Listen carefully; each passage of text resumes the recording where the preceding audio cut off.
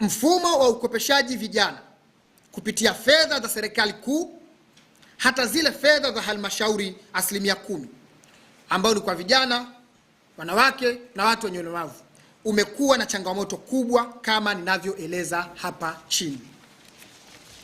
Nikianza na mfumo wa fedha zinazotoka serikali kuu kwenda kwa vijana. Uratibu wa fedha na mikopo ya vijana inayotolewa kutoka serikali kuu imekuwa na changamoto na haina taratibu zinazoeleweka. Muongozo wa mfuko wa maendeleo ya vijana wa mwaka 2022 umeweka utaratibu ya kwamba fedha zote zinazowezesha, ambao muongozo huo ni huu hapa mimi ninao. Huu ni muongozo wa mfuko wa maendeleo wa vijana. Mfuko wa maendeleo ya vijana upo chini ya ofisi ya waziri wa maendeleo ya vijana Joel Nanauka, ambao ni mfuko unaoweka fedha zote zenye malengo ya kuwezesha vijana mikopo. Mfuko wa maendeleo ya vijana, ukisoma mwongozo huu wa mwaka 2022 unasema fedha zote ambazo zinatengwa na serikali kuu kuwasaidia na kuwezesha vijana kukopa zinapaswa kupita kwenye mfuko wa maendeleo ya vijana, ambao namba yake, kuna namba yake akaunti kabisa. Ukisoma mwongozo mpaka kuna namba akaunti. Lakini sicho hicho kinachofanyika Tanzania. Utaratibu wa utolewaji wa hizi fedha haueleweki, sio serikali kuu wala halmashauri zetu. Mfano halisi ni hizi fedha shilingi bilioni 200 ambazo Mheshimiwa Rais Samia mwaka huu Januari 2026 amezitoa kwa ajili ya kuwezesha vijana kupata mikopo.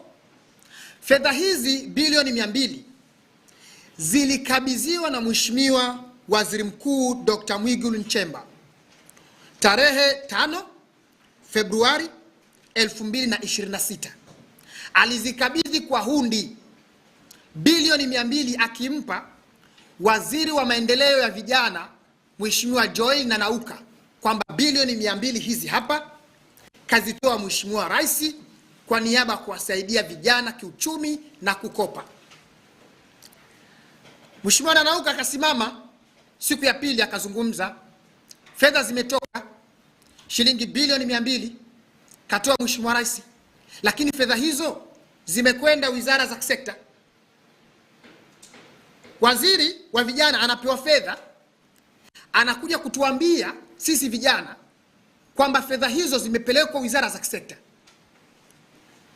Sisi tulitarajia Waziri Joel Nanauka baada ya kupokea ile hundi aje waeleze vijana kwamba bilioni 200 zipo, utaratibu wake ni huu, vigezo vyake ni hivi, mwongozo wake wa utolewaji ni huu, udhibiti wake ni huu, vijana njoeni mkope, utaratibu wake ni huu hapa. Yeye akisimama anaishia kusema kwamba fedha zimekwenda wizara za sekta. Wizara za sekta ni Wizara ya Kilimo, Wizara ya Mifugo na Uvuvi, Wizara ya Madini, Wizara ya Viwanda na Biashara, Wizara ya Maendeleo ya Jamii, Jinsia, Wanawake na Makundi Maalum. Hasemi zitatolewaje, utaratibu wa kutolewa hizo fedha kwenye wizara za sekta upoje. Hasemi katika hizo bilioni 200 kila wizara ya kisekta imepokea shilingi ngapi. Anaishia kusema tu bilioni 200 zimetolewa, zimepelekwa wizara za sekta. Ni tangu lini wizara inapeleka fedha wizara nyingine? Yani Mheshimiwa Joel anakuja kutuambia kapokea hundi bilioni 200, anasema zimepelekwa wizara za kisekta. Yeye ndio waziri wa vijana, alipaswa kuratibu na kucoordinate taarifa kwamba wizara ya kilimo wamepewa shilingi kadhaa, utaratibu wake ni huu. Wizara ya uvuvi wamepewa shilingi kadhaa, wizara ya madini wamepewa shilingi kadhaa. Hajawahi kuzungumza, anaishia kusema tu fedha zimepelekwa wizara za sekta. Sisi tuelewe nini kama vijana?